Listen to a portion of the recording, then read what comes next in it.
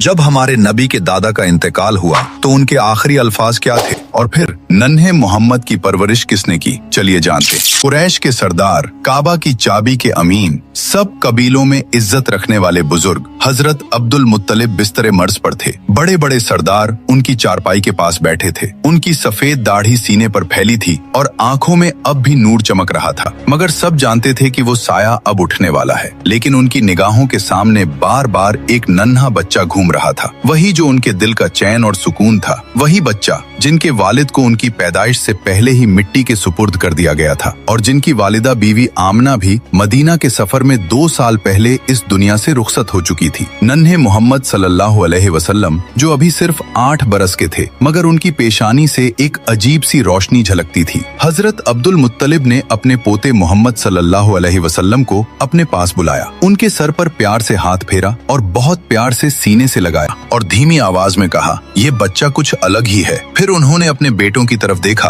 और बोले, मेरी बात ध्यान से सुनो, इस बच्चे की हिफाजत अब तुम्हारी सबसे बड़ी जिम्मेदारी है और मैं ये अमानत अपने बेटे अबू तालिब को सौंपता हूँ। ये सुनते ही हजरत अबू तालिब की आंखों से आंसू बह निकले। वो बहुत ही तंग हाली में जिंदगी गुजारते थे, माल दौलत ज्यादा नहीं थी, मगर दिल बेहद बड़ा था। उन्होंने वालिद से कहा, अब्बा जान आप बेफिक्र रहें, मैं इस बच्चे की हिफाजत अपनी जान से बढ़कर करूंगा। कुछ ही दिनों बाद वो घड़ी आ गई जब मक्का वालों ने एक और बड़ा गम देखा। हजरत अब्दुल मुत्तलिब का इंतकाल हो गया। कुरैश के लोग सदमे में थे, मगर सबसे ज्यादा गमगीन थे नन्हे मोहम्मद सल्लल्लाहु अलैहि वसल्लम। पहले वालदा का इंतकाल हुआ, अब दादा का साया भी उठ गया। आंखों से आंसू बह रहे थे, मगर उनके दिल में एक अजीब सा सब्र था। कोई और बच्चा होता तो रो पड़ता, बिलक पड़ता, मगर आप खामोशी से आसमान की ओर देख रहे थे, जैसे वहीं से दिल को सुकून और तसल्ली मिल रही हो। अल्लाह ताला ने ये दर्द अपने प्यारे नबी सल्लल्लाहु अलैहि वसल्लम को इसलिए दिखाया ताकि आने वाली उम्मत को सब्र और भरोसे का सबक मिले। अबू तालिब ने उस दिन से